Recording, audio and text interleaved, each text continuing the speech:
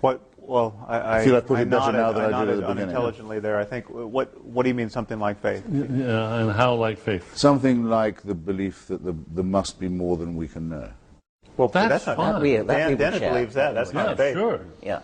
I mean, we know there's more than we presently know. Well, that was my original point in saying if we could find a way of enforcing the distinction between the numinous and the superstitious, we would be doing something culturally quite important. Yes. When I'm told about this, well, Richard and I did this at Central Hall with Scruton and that very weird team that we debated, who kept on saying, Scruton particularly, well, what about good old Gothic spires and so forth. I said, look, I wrote a book about the Parthenon. I'm intensely interested in it. I think everyone should go, everyone should study, and so forth. But everyone should abstain from the cult of Pallas Athena.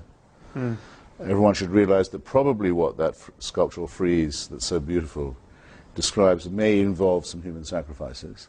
Athenian imperialism wasn't all that pretty even under Pericles. So the great cultural project, in other words, may very well be to rescue what we have of the art and aesthetic of religion while discarding the supernatural. And I think acknowledging the evil that was part of its creation in the first place. That is, we can't condone the beliefs and practices of those Aztecs, but we can stand in awe of and want to preserve their architecture and many other features of their culture, but not their practices and not their beliefs. I once did a British radio program called Desert Island Discs, where you have to go on and choose your 6 records which you take to a desert island and talk about it. And one of the ones I chose was Bach, Mache dich mein Herz rein. Oh, yeah. It's wonderful, Beautiful sacred music. And the woman questioning me couldn't understand why I would wish to have this piece of music. Pious. It's beautiful music, and its beauty is indeed enhanced by knowing what it means. Yeah. I mean, but you still don't actually have to believe it. It's like reading fiction. Exactly. You can lose yourself in fiction and be totally moved to tears by it. Yes. But nobody would ever say you've got to believe that this person existed and that the sadness that you feel really reflected something that actually happened. Yes, like the Bishop of Dublin who preached a sermon against Swift and said that he'd read every book of Gulliver's Travels, and for his part he didn't believe a word of them. yes. So that's the locus classicus, I think, of all that. Well, clearly we're not cultural vandals, but maybe we should think of the way in which so many people suspect that that's what we are. Yes. If I would accept one criticism that these people make, or one suspicion that I suspect they harbor, or fear that they may have, I think that might be the one. Yes. Right. That it would be all chromium and steel and... yes, and very no much Christmas so. carols and no no menorahs. They couldn't possibly. Anybody who makes that criticism couldn't possibly have read any one of our books. No. Well, that's another problem too. Which is another problem. Is the people that. Of course, this isn't just our books. It's so many books. People don't read them. They just read the reviews and then they decide that's what the book is. We're about to have the Christmas wars again, of course, and this being the last day of September. You can feel it all coming on. But I always, whenever it comes up, when I go on any of these shows to discuss, I say it was Oliver Cromwell who cut down the Christmas trees and forbade.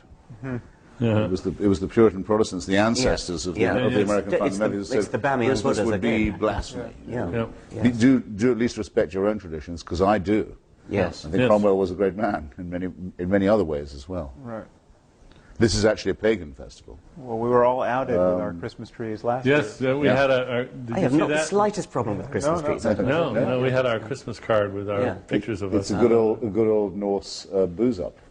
And why the hell not? Right. Well, but it's not just that. I mean, I like solstices as much as the next person. We have an annual Christmas carol party where we sing the music and all the music with all the words and not the secular and Christmas why stuff. not? Yes. And it's just glorious stuff. Yeah. That part of the Christian story is fantastic. It's just a beautiful tale, and you can love every inch of it.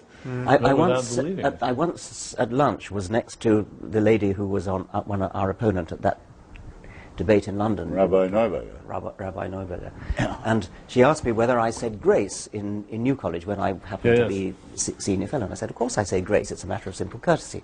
And she was furious. Oh, really? That I should somehow be so hypocritical as to say grace. And I could only say, well, look, it may mean something to you, but it means absolutely nothing to me. This is a Latin formula which has some history, and I appreciate history. Freddie Eyre, the philosopher, also used to say grace. And what he said was, I won't utter falsehoods, but I've no objection to uttering meaningless statements. Yes. Right, that's very good. The Wickham professor. Yes, The Wickham professor, yes. Professor was an old friend. Did we answer your question on Islam? I don't know. I think it's, well, I'll ask a related question. Do you feel there's any burden we have as critics of religion to be even-handed in our criticism of religion, or is it fair to notice that there's a spectrum of religious ideas and commitments, and Islam is on one end of it, and the Amish and the Jains and others are on another, and there are real differences here that we have to take seriously? Well, of course we have to take them seriously, but we don't have to do the network balancing trick all the time. There are plenty of people taking care of pointing out the good stuff and the benign stuff, and we can acknowledge that and then concentrate on the problems. That's what critics do. And again, it's, if we were writing books about the pharmaceutical industry, would we have to spend equal time on all the good they do? Or could we specialize in the problems? And I think it's very clear. I think Sam's asking more about... But we could criticize Merck if they were especially egregious as opposed to some other company. I mean, if we were focusing on the pharmaceutical industry, not all pharmaceutical businesses would be culpable in the same way. Yeah, right. Well, and so then the question is what? Should we? Is there something wrong with?